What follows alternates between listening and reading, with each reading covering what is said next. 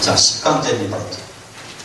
로마서 8장 7절 육신의 생각은 하나님과 원수가 되나니 이는 하나님의 법에 굴복치 아니할 뿐만 아니라 할 수도 없음이라.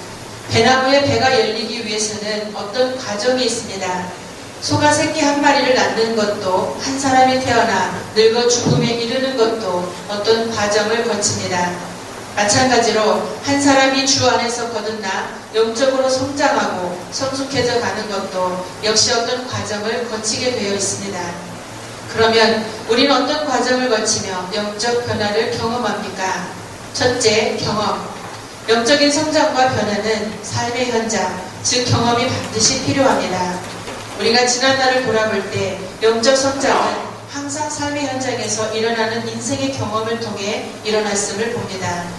어떤 사람이 고난을 통해 주님을 만나고 영적으로 성장했다면 그 고난이 경험이 되는 것입니다. 경험이 없이는 영적인 변화도 있을 수 없다는 것을 기억한다면 우리에게 일어나는 모든 경험은 그것을 성경은 범사라고 말합니다.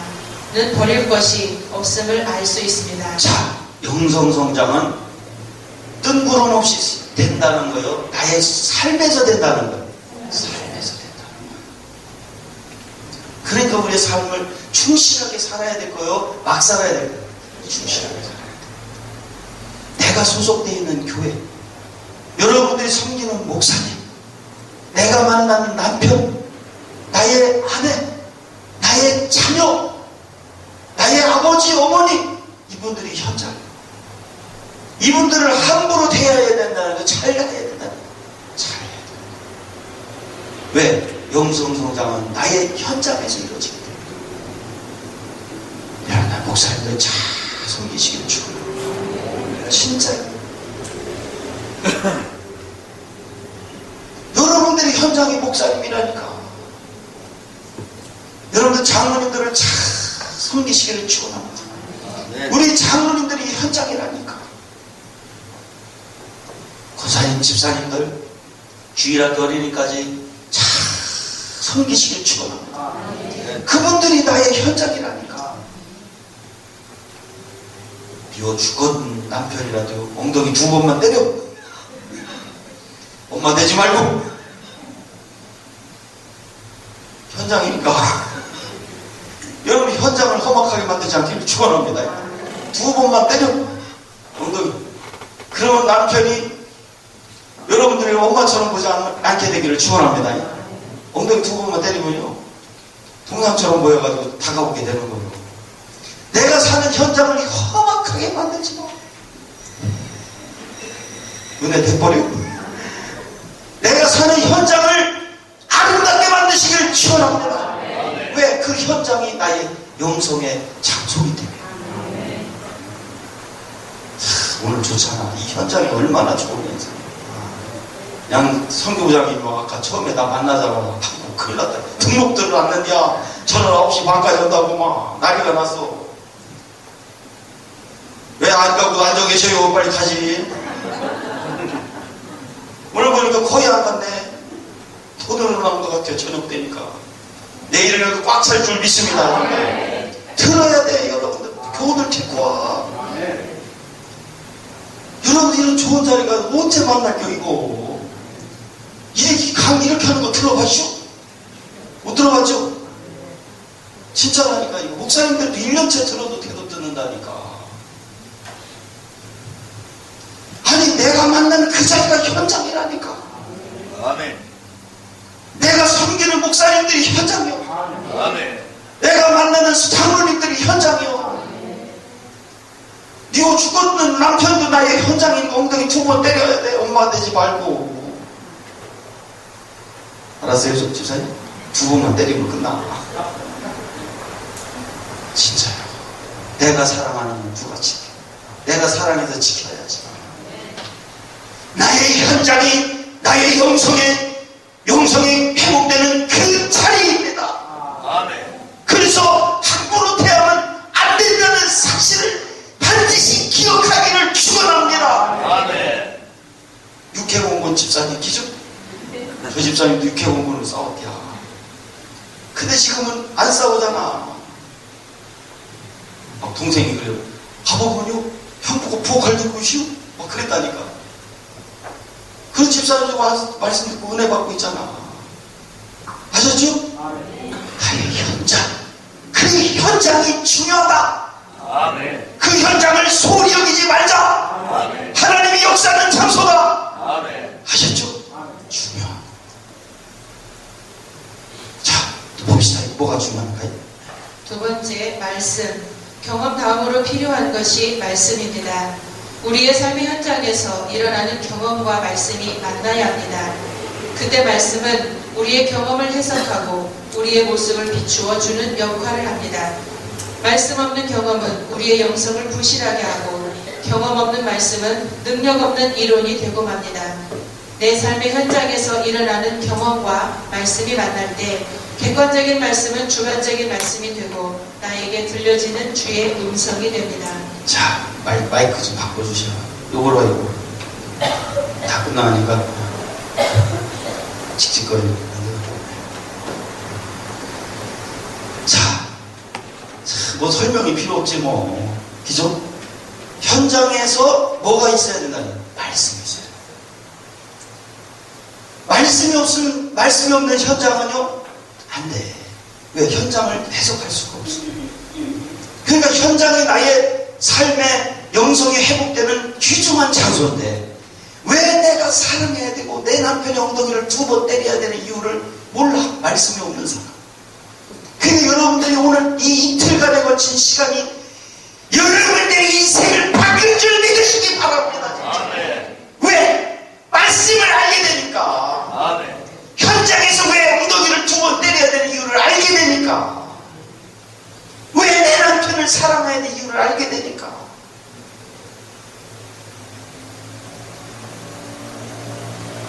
그래서 경험이 없는 말씀도 안 되지만 말씀이 없는 경험도 된다 안 된다? 안 된다. 그래서 영성 성장에는 반드시 이 이치를 알아야 돼요. 말씀을 알아야 된다니까. 아멘. 그걸 알면 게임 끝난 거예요. 하나님이 역사하시니까. 아멘. 괜히 순종하는 게 아니라니까. 괜히 때릴 게 없어서 엉덩이 2번 때리는 게 아니에요. 괜히 여러분 보고 엄마 되지 말라는 이유를 깨닫기를 축원합니다. 아셨죠? 나는 아내가 엄마 되는 게 싫어. 여기 옆에 있지만 무섭다니까. 우리 여기 양 집사님 이분이 말씀 처음 배운 사람이에요. 그런데 우리 양 집사님도 그러대 아내가 엄마처럼 보이는데 집 들어가기 쉽대. 가출하고 싶대. 왜 나의 현장을 가출의 현장으로 만드는 여러분들이 되지 않기를 축원합니다. 거칠게 만들지 말아야지. 그래서 말씀과 뭐가 만나야 돼? 경험이 만나야 된다. 아멘. 그래서 말씀을 알아야 된다. 내 현장은 소중하니까. 용무지 책임은 어때요? 나는 내 딸을 사랑한다니까.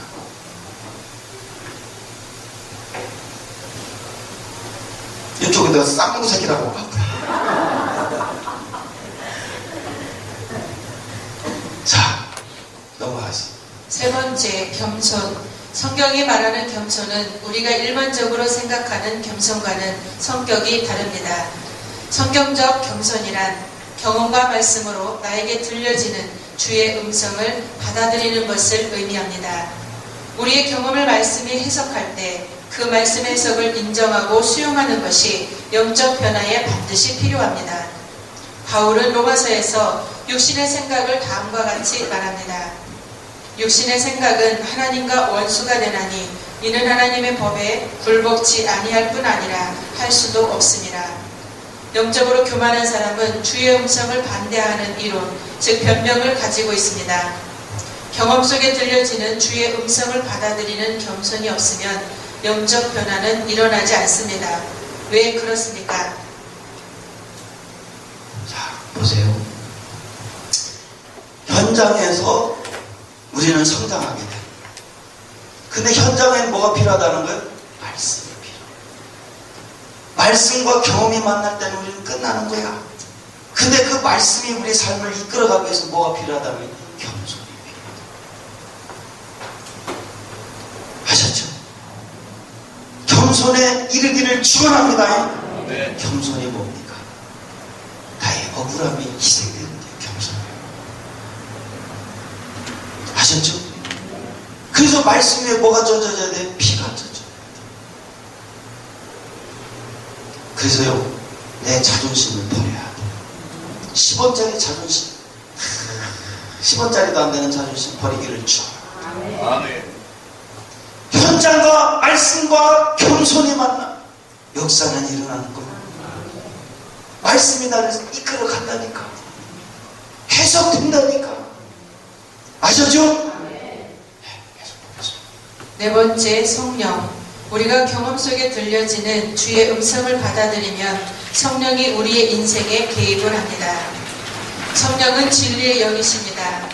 그러므로 주의 음성을 받아들이면 성령이 역사를 하지만 우리가 주의 음성을 거절하면 성령이 우리 인생에 개입을 할 수 없게 됩니다. 우리가 회개할 때 하나님의 역사를 경험하는 것도 마찬가지 원리입니다. 회개란 우리의 경험을 해석해주는 말씀을 인정하는 것을 말합니다. 회개는 우리가 하나님 앞에 겸손해졌을 때 할 수 있는 일이며 우리의 모든 이론을 하나님 말씀 앞에 굴복시켰을 때 일어나는 일입니다. 자, 우리가 현장을 통해 우리가 영성이 회복돼요. 근데 현장에서 뭐가 있어야 되는데? 말씀이 있어요. 그러면 내 현장에서 왜 남편의 엉덩이를 2번 때려야 돼? 이유를 알게 됩니다. 왜 무서운 엄마가 되지 않아야 돼? 이유를 알게 됩니다. 그럴 때 우리가 그것을 받아들일 때 겸손이라는 게 있어야 된다, 이제. 그 겸손함으로 나의 그 모든 억울함을 희생시키는 거예요. 그럴 때 누가 역사하신다는 거예요? 성령께서 역사하신다. 그래서 내 힘으로는 엉덩이 2번이 때려지질 않아. 그러나 성령께서 역사하시면 무서운 엄마가 되지 않고 엉덩이를 2번 때릴 수가 있어. 아셨죠? 우리 아이들에게 친구 같은 엄마 아빠가 될 수 있어. 용모신 아이도 사랑할 수 있어. 아셨죠? 그 사랑할 수 있는 만큼, 성령의 역사를 받을 수 있는 만큼 우리 뭐가 되길? 영성이 성장된 거야. 그래서 사랑하게 되는 거야. 이 이치를 깨닫기를 축원합니다. 아멘. 자, 계속 보시죠. 다섯 번째, 능력. 성령이 우리의 삶에 개입을 했다는 말은 성령의 능력이 임했다는 의미입니다. 성령의 능력은 죄의 능력과 권세를 파하는 능력입니다. 많은 사람들이 죄가 능력이요 권세임을 모릅니다. 더 나아가 자기의 능력으로는 죄의 능력을 이길 수 없음을 모릅니다. 바울도 처음에는 이 사실을 몰랐다가 나중에 알고 나서 로마서에서 절망적인 고백을 합니다. 그 절망을 통과하며 죄의 능력을 파할 수 있는 것은 성령의 능력밖에 없음을 알게 되었던 것입니다. 어떤 과정을 거치며 나무가 열매를 맺고 아이가 성장하듯이 우리가 주 안에서 영적 변화를 경험하려면 반드시 경험, 말씀, 겸손, 성령, 능력이라는 과정을 거치게 되어 있습니다. 아셨죠? 우리가 현장이 필요해요. 이 영성성장의 대교에서는 아셨죠? 그 현장에서 뭐가 만나요? 말씀을 만나요.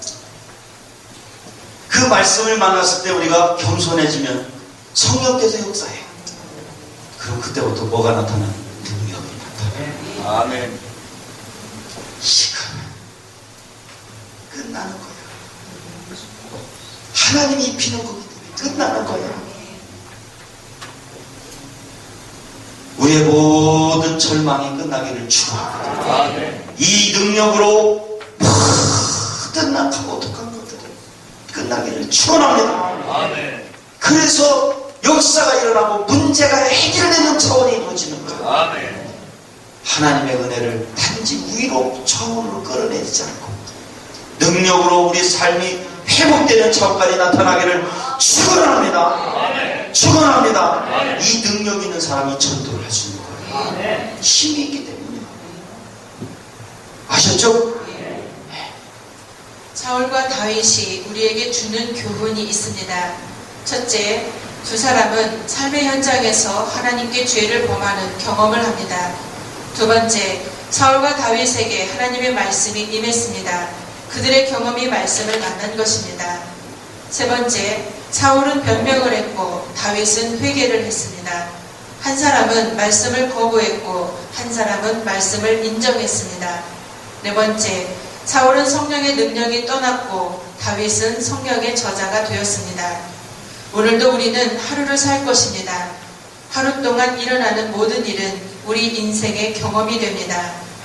우리는 육에 속한 눈으로 좋은 일과 나쁜 일을 구분하지만 영적인 시각으로 보면서 영적 분별력이 생겨 우리는 모든 경험 속에서 하나님의 음성을 들을 수 있습니다. 그러기에 범사에 감사할 수 있는 것입니다. 우리의 귀도 중요합니다. 주의 음성을 들을 수 있는 귀가 있어야 하고 들려진 음성을 받아들일 수 있는 겸손만 있다면 우리의 경험은 아주 귀한 것이 됩니다. 그런 것을 아는 사람은 고난당한 것이 내게 유익이라는 고백을 합니다. 오늘도 우리의 경험과 말씀이 만나 우리에게 들려줄 주님의 음성을 기대해 봅니다. 하여간 제가 이 사역을 하면서요, 매일같이 기대가 돼요. 내일은 어떤 일이 일어날까 기대가 되더라고요. 여러분들 기대되는 신앙 한번 해보세요. 아멘. 너무 기대가 돼요. 제가 이 밴쿠버 가면서도요, 진짜 저는 고향에 가는 것 같았다니까. 작년에 가을에 낙엽이 탁 떨어지는데 제 마음이 떨어져 내리는 거예요. 빨리 가서 이 말씀을 전해야 되는데, 제가 작년에 2번을 갔다 그랬잖아요. 그들의 아픔을 봤다니까. 막 낙엽이 떨어지는데 내 마음이 뚝뚝 떨어져. 가서 빨리 알려주고 싶어서. 기대가 되는 거야. 근데 가니까 막 역사가 일어나는 거예요. 사람들이 막 뒤집어지는 거예요. 아멘. 목사님들이 막 살아나는 거예요. 우리가 영적인 세계가 있으면 역사가 일어난다니까. 한 목사님 그러는 거예요. 40일 금식했대요. 이 말씀 기다리면서. 근데 이분이 하나니까 그걸 전해주고 싶어도 전할 게 없었다는 거예요. 그 죽어가는 밴쿠버에 정말 어려운 사람 많더라고요. 뭘 좀 전하고 싶었는데 전할 게 없었다는 거예요. 우리 후배 목사님인데.